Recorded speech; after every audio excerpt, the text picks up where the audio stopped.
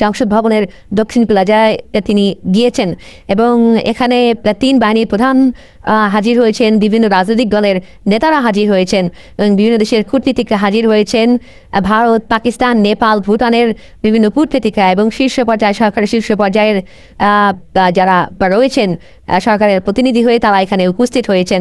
অর্থাৎ বেগম খালেদা জিয়া শুধু বাংলাদেশের রাজনীতির একটি গুরুত্বপূর্ণ ব্যক্তি, সাবেক 3 বারের প্রধানমন্ত্রী, বিষয়টি সেই জায়গাটিতেও নেই।